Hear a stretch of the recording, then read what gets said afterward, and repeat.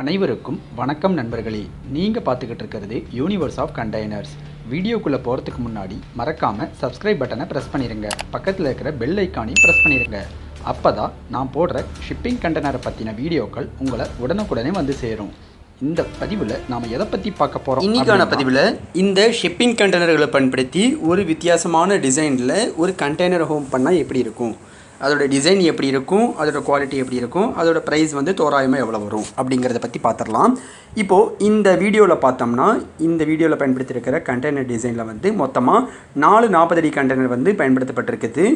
இந்த 4 40 அடி கண்டெய்னருமே பார்த்தோம்னா கீழே ஒரு 2 கண்டெய்னர், மேலே ஒரு 2 கண்டெய்னர் அப்படின்ற மாதிரி ஜிக்ஸாக்காக வந்து வச்சுருக்குது. அதாவது ஒன்றுக்கு மேலே ஒன்று கிடைமட்டமாக வந்து ப்ளஸ் போல் வச்சுருக்குது. இப்போது இது எதனால் அப்படின்னு பார்த்தோம்னா, இப்போது கீழே இருக்கிற கண்டெய்னருக்கும் மேலே ஒரு சின்ன டெரஸ் மாதிரி வேணும், மேலே இருக்கிற கண்டெய்னருக்கு ஒரு பால்கனி மாதிரி ஒரு செட்டப் வேணும்.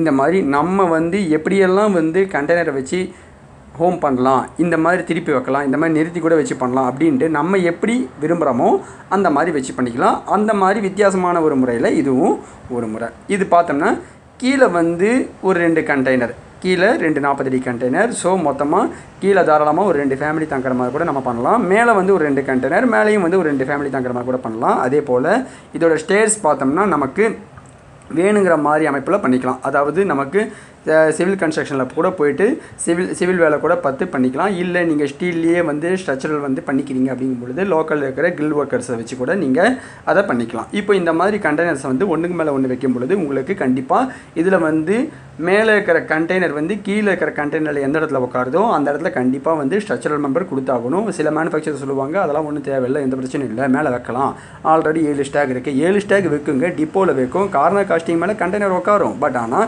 இந்த மாதிரி கண்டெய்னர் ஹோம் பண்ணும் பொழுது நீங்கள் ஒரு சேஃப்டி ப்ரிகாஷனுக்காக கண்டிப்பாக கொடுத்து தான் ஆகணும். உங்களுக்கு என்னதான் உங்களுக்கு கார்னர் காஸ்டிங் மேலே உட்காந்தாலுமே ஒரு 2 சப்போர்ட் ஆச்சு, அதாவது 20 அடி கண்டெய்னராக இருந்தால் 2 சப்போர்ட்டு, 40 ஃபீட் கண்டெய்னராக இருந்தால் உங்களுக்கு 4 சப்போர்ட் கண்டிப்பாக கொடுத்தே ஆகணும்.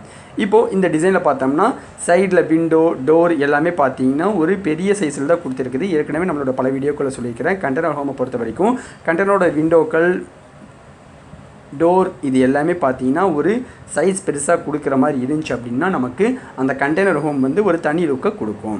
இப்போது இந்த மாதிரி ஒன்றுக்கு மேலே ஒன்று வைக்கும் பொழுது இந்த மாதிரியான கண்டெய்னர் குவாலிட்டி வந்து எந்த அளவுக்கு தாங்கும் அப்படிங்கும் பொழுது நீங்கள் இந்த மாதிரி கண்டெய்னர் ஹோம் போகிறீங்க, இந்த மாதிரி ஒரு வித்தியாசமான செட்டப் போகிறீங்க. இப்போ மேனுஃபேக்சரர் வந்து வெளியே வந்து ஒரு மொத்தமாக ஒரு 10 லட்ச ரூபா கோட் பண்ணுறாரு அப்படிங்கும் பொழுது நீங்கள் இதில் வந்து என்ன விதமான பெயிண்ட் அடிக்க போகிறீங்க, எத்தனை கோட் பெயிண்ட் அடிக்க போகிறீங்க, அது எவ்வளோ திக்னஸ் இருக்கும், நீங்கள் மெயின்டெனன்ஸ் பண்ணும் பொழுது அந்த பெயிண்ட்டை வந்து எத்தனை கோட் அடிக்கணும், எத்தனை வருஷத்துக்கு ஒரு டைம் அடிக்கணும். அதே போல் இந்த கண்டெய்னர் வந்து எந்தெந்த இடத்துலாம் வந்து வெல்டிங் ஆகிருக்கு, எதெல்லாம் வந்து லோட் கேரிங் மெம்பரு, இதெல்லாம் வந்து நீங்கள் மேனுஃபேக்சர்கிட்ட கேட்டு விசாரிக்கணும். அப்படி விசாரிக்கும் பொழுது உங்களுக்கு மெயின்டெனன்ஸ் பண்ணும் பொழுது இப்போ 2 இயர்ஸ் ஒன்ஸ் நீங்கள் மெயின்டெனன்ஸ் பண்ணுறீங்க, நம்ம வீட்டுக்கு வருஷத்துக்கு ஒரு டைம் பெயிண்ட் அடிப்போம் இல்லைங்களா, சுண்ணாம்பு அடிப்போம் இல்லைங்களா, அதே போல் நம்ம இந்த ஷிப்பிங் கண்டெய்னர்களுக்கும் ஒரு 2 வருஷத்துக்கு ஒரு டைமு இதோட அவுட் சைடு எங்கேயாச்சும் கரோஷன் ஆகியிருந்தால், ஏன்னா மேக்ஸிமம் ஆகிறதுக்கு வாய்ப்பு இல்லை, எப்படியும் ஒரு கரோஷன் ஸ்டார்ட் ஆகிறதுக்கு ஒரு மினிமமான கரோஷன் ஸ்டார்ட் ஆகிறதுக்கு உங்களுக்கு ஒரு 5 வருஷமாச்சும் ஆகும் ஷிப்பிங் கண்டெய்னர் பொறுத்த வரைக்கும். ஸோ இப்போ உங்களுக்கு மேனுஃபேக்சர்கிட்ட வந்து வாங்கும்பொழுது ஏதாச்சும் ஒரு கரோஷன் வருது அப்படிங்கும் பொழுது மேனுஃபேக்சர்கிட்டே வந்து இதோட பெயிண்ட் அடிக்கிற ப்ரொசீஜர் என்ன, எந்த மாதிரியான பெயிண்ட் அடிக்கலாம் அப்படிங்கிறத கேட்டு தெரிஞ்சுங்க. அதே போல் இதில் இருக்கிற எலக்ட்ரிக்கல் ஃபிட்டிங் பார்த்தீங்கன்னா உங்களுக்கு நல்ல ஒரு குவாலிட்டியான ஒரு எலக்ட்ரிக்கல் ஃபிட்டிங் போடுறது ரொம்ப நல்லது. நீங்கள் டோட்டலாக வந்து ஒரு எலக்ட்ரிக்கலுக்கு வந்து ஒரு 15,000 செலவு பண்ணுறீங்க ஒரு கண்டெய்னருக்கும் பொழுது, மேலே இன்னும் ஒரு 5,000 10,000 செலவானாலும் பரவாயில்ல, நல்ல ஒரு குவாலிட்டியான மெட்டீரியல் போட்டு பண்ணும் பொழுது உங்களுக்கு கண்டெய்னர் கண்டிப்பாக ஒரு மினிமம் 30லேருந்து ஒரு 40 to 50 வருஷம் வரைக்கும் உங்களுக்கு லைஃப் கொடுக்கும். இப்போ இதோட ப்ரைஸ் வந்து எவ்வளோ வரும் அப்படின்னு பார்த்தோம்னா, மொத்தமாக இப்போது இந்த மாதிரி 4 கண்டெய்னர் எடுக்கிறீங்க, 2க்கும் மேற்பட்ட கண்டெய்னர் எடுக்கிறீங்க பொழுது கண்டிப்பாக 2 லட்ச ரூபாய்க்கு ஒரு 40 ஃபீட் கண்டெய்னர் வாங்க முடியும். அதுவும் வந்து உங்களுக்கு ஓரளவுக்கு ஒரு 10 to 15 வருஷம் பழைய கண்டெய்னராக தான் கிடைக்கும். ஸோ அப்படிங்கும் பொழுது டோட்டலாக ஒரு 8 லட்ச ரூபாய்க்கு இந்த மாதிரி கண்டெய்னர்களை வாங்க முடியும். ஒரு கண்டெய்னருக்கு நம்ம ஒரு 1.5 லட்சம் செலவு பண்ணாலுமே டோட்டலாக ஒரு 6 லட்ச ரூபா. ஸோ டோட்டலாக ஒரு 14 லட்ச ரூபா, மேற்படி செலவு ஒரு 1 லட்ச ரூபா போட்டால் கூட மொத்தம் ஒரு 15 லட்ச ரூபாயில் இந்த மாதிரி ஒரு கண்டெய்னர் ஹோமை உருவாக்க முடியும். இந்த 15 லட்ச ரூபா ப்ரைஸ் சொன்னது வந்து கண்டெய்னரோட மேனுஃபேக்சரிங் காஸ்ட் மட்டும்தாங்க. இதை வந்து இன்ஸ்டாலேஷன் பண்ணுறதுக்கு சைட்டில் கொண்டு வந்து சேர்க்கறதுக்கு அந்த சார்ஜஸ்லாம் எக்ஸ்ட்ரா வரும். நீங்கள் எந்த மேனுஃபேக்சர்கிட்ட போனாலுமே இந்த மாதிரி தான் சொல்லுவாங்க, ஒரு கண்டெய்னரோட ப்ரைஸ் இவ்வளவு, இன்ஸ்டாலேஷன் ப்ரைஸ் தனியாக சொல்லிடுவாங்க.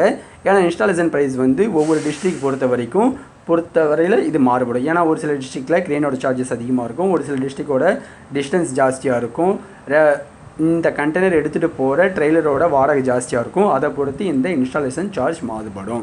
இப்போ நான் சொல்லியிருக்கிற 15 லட்ச ரூபா ப்ரைஸுமே வந்து அப்ராக்சிமேட் ப்ரைஸ் தாங்க. இதுவும் வந்து மேனுஃபேக்சரை பொறுத்த வரைக்கும் மாறுபடும். இந்த வீடியோ உங்களுக்கு பிடிச்சிருந்ததுன்னா லைக் பண்ணுங்கள், ஷேர் பண்ணுங்கள், கமெண்ட் பண்ணுங்கள், மறக்காமல் சப்ஸ்கிரைப் பண்ணுங்கள். தேங்க்யூ. இதுபோல் மேலும் பல ஷிப்பிங் கண்டெய்னர்களை பற்றின சுவாரஸ்யமான தகவல்களை தெரிஞ்சுக்கணுன்னா சப்ஸ்கிரைப் பண்ணுங்கள், லைக் பண்ணுங்கள், ஷேர் பண்ணுங்கள், மறக்காமல் கமெண்ட் பண்ணுங்கள். நன்றி, வணக்கம்.